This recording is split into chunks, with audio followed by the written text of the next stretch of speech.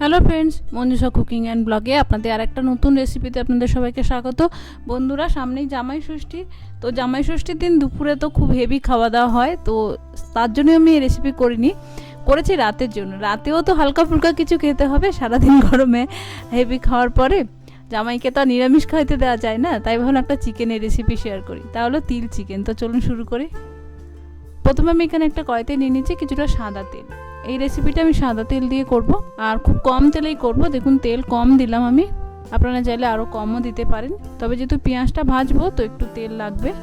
দিয়ে দিলাম একটু গোটা তিল, আর এখানে আমি দুটো মিডিয়াম সাইজের পেঁয়াজ কুচিয়ে রেখেছিলাম ফাইন করে, সেটা দিলাম। আপনারা চাইলে পেস্ট করে দিতে পারেন, তো পেস্ট করে দিলে গ্রেভিটা খুব বেশি ঘন হয়ে যায়। এই রেসিপিতে বেশি ঘন হওয়ার কিন্তু দরকার নেই। তো পেঁয়াজটা আমি লাল লাল করে ভেজে নেব। দেখুন পেঁয়াজটা হালকা ব্রাউন ভাজা হয়ে গেছে। এবার দিয়ে দিলাম হাফ চামচ আদা বাটা আর হাফ চামচ রসুন থেতো করা। আপনারা চাইলে আদা রসুন একসঙ্গে পেস্ট করে নিতে পারেন। এবার এটা একটু ভেজে নেব রসুনের কাঁচা গন্ধটা যাওয়া পর্যন্ত। দেখুন রসুনটা ভাজা হয়ে গেছে। এবার আমি এখানে দিয়ে দিচ্ছি চিকেন। আমি এখানে 400 গ্রাম মতো চিকেন নিয়েছি, কোনো রকম ম্যারিনেট কিন্তু করে রাখিনি, ধুয়ে রেখেছিলাম এমনি।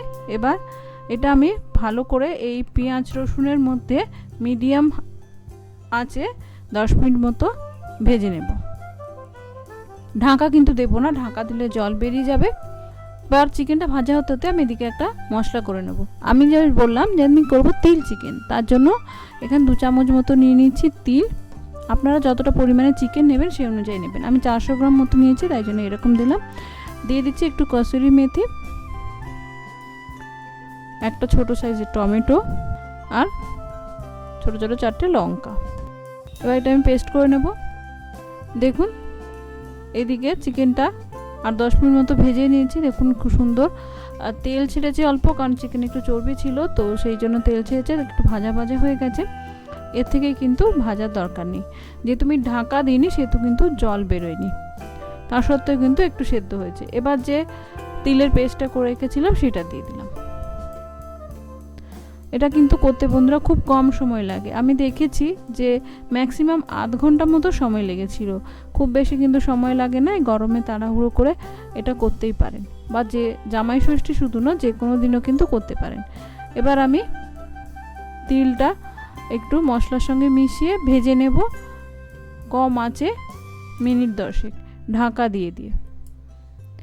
দেখুন 10 মিনিট মতো আমি ঢাকা দিয়ে করে নিয়েছি। দেখুন তিলটা সুন্দর ভাজা ভাজা হয়ে গেছে, তিল থেকে কিন্তু তেল ছেড়ে দিয়েছে, আর চিকেনও কিন্তু অনেকটা সেদ্ধ হয়ে গেছে। আর তেল বেশি লাগছে, আমি কিন্তু তেল বেশি দিনই বন্ধুরা দেখিয়েছিলেন। এটা হলো তিল দিয়েছি যেহেতু, তিল থেকে কিন্তু তেল বেরোয়, আমরা বলি না তিল তেল, তো তেল একটু বেরোয়, আর চিকেনটা একটু চর্বি ছিল তাই জন্য।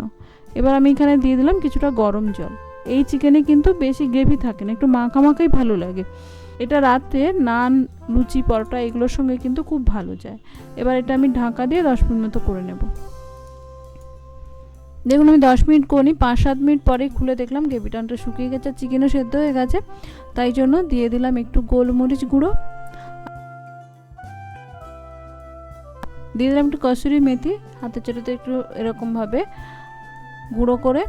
এবার মিশিয়ে এটা আমি গ্যাসটা নিভিয়ে দেবো। আমি কিন্তু এখানে কোনো রকম গরম মশলা দিলাম না, কারণ গরম মশলা দিলে কসুরি মেথির যে সুন্দর স্মেলটা সেটা কিন্তু চলে যাবে।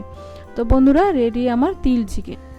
এই তিল চিকেন করতে কিন্তু বেশি সময় লাগে না, খেতে কিন্তু বন্ধুরা অসাধারণ হয়েছিল। এটা ওই যে আমি বললাম গরম ভাতের থেকে ফ্রাইড রাইস বা লুচি, পরোটা, নান এগুলোর সঙ্গে কিন্তু বেশি ভালো যাবে। তো এই গরমে হালকা খান, ভালো থাকুন, সুস্থ থাকুন, জামাই ষষ্ঠী আনন্দ করুন। নমস্কার, ধন্যবাদ।